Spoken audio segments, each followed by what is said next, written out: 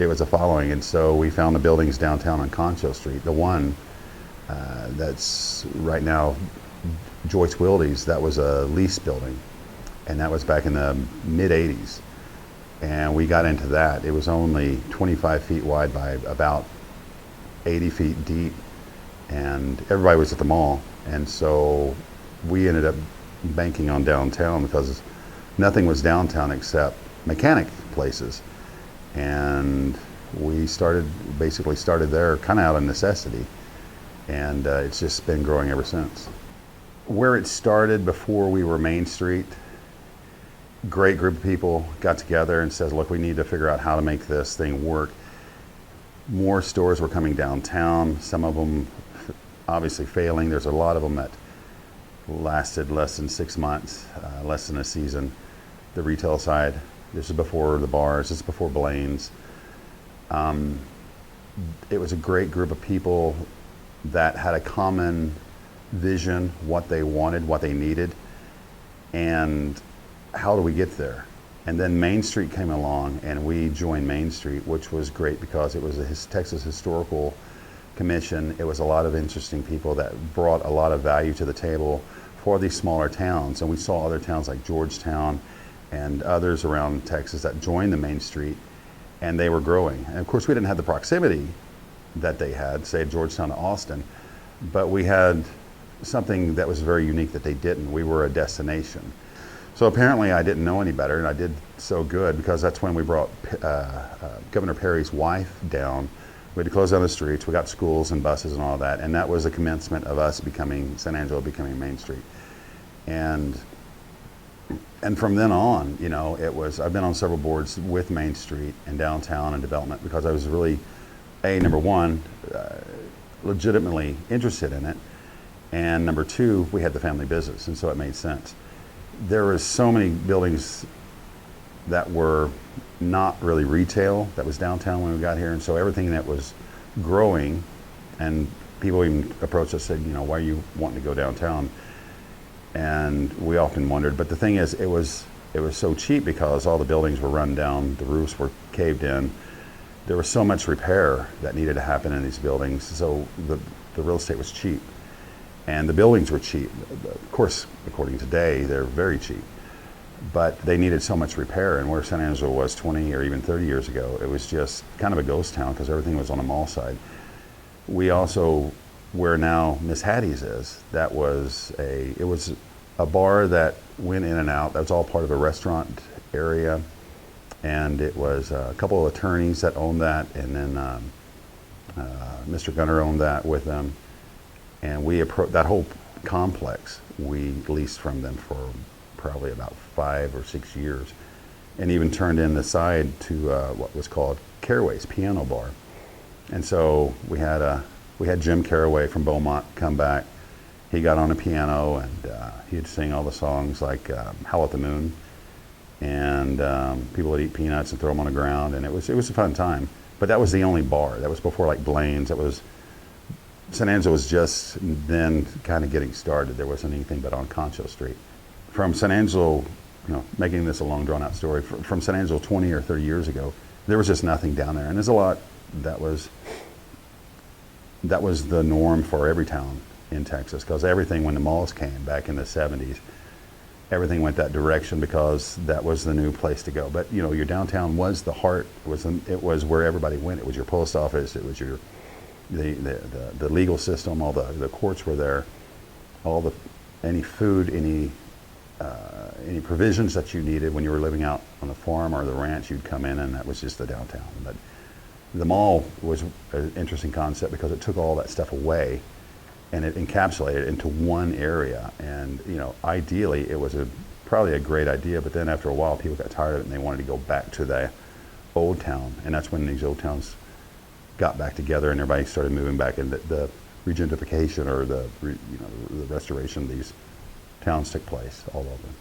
You know, when you look at other towns and what they've done, it's very interesting to see their take on it, because now it's not an issue of money or trying to compete with a mall, because that's gone. Everybody wants to be downtown. Downtown has started, and I feel will always be an area where people come to join, to get together. And I know this from just being in retail at the store, growing up and growing Eggemeyers from nothing. It's really, me as a business owner and a developer and a historian and preservationist, it's nice to see people come back together. Christmas time, Thanksgiving, Easter, families would come and they would meet in our store, and they would just, they would just start laughing and, carrying on, and they'd stay in there for years, because we've been in business for, I guess now, 45 years or more, and from when we started retail.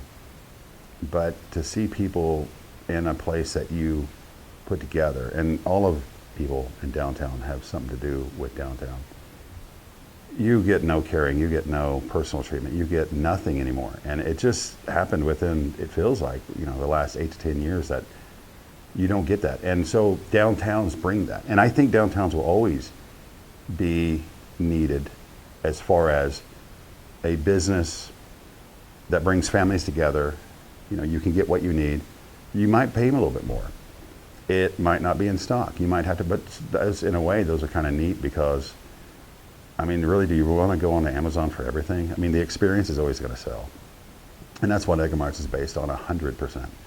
It's about the experience. And without that, if we were just a building with, drop ceilings and just a cubicle in a shopping center, well, that brings no value. And that's the only reason, me as a historian and an architectural, I don't know how you say it, but such an appreciation for it.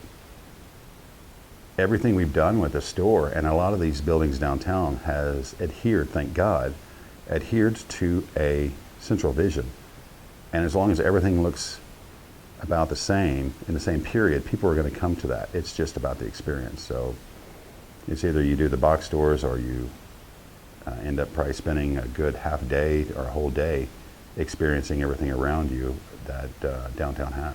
And just keep it family, keep it mom and pop, keep the big guys out, and just model it after something that it can take the whole family out. Because when they're there, they're looking at something for every individual during their free time. And if you can give them something during their free time to every individual, then I think you have success.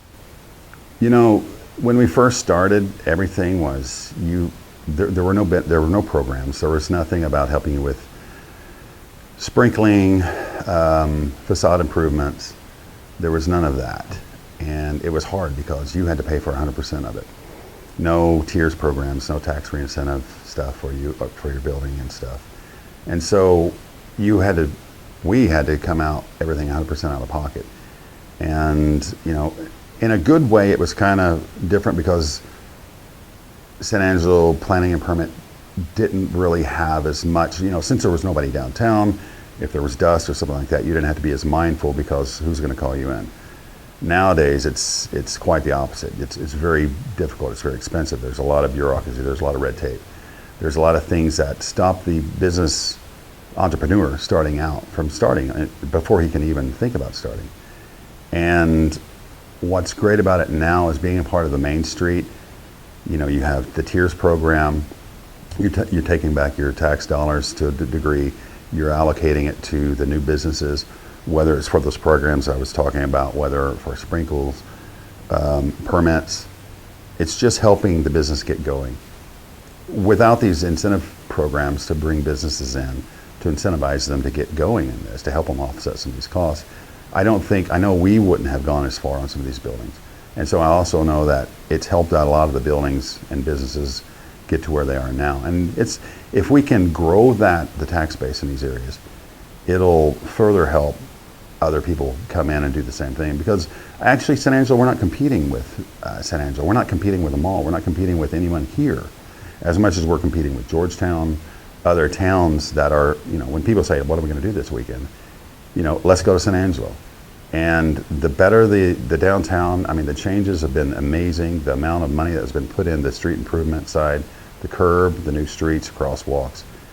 It takes a collaboration of people with a common goal. Thank God San Angelo doesn't have a a shortage of that.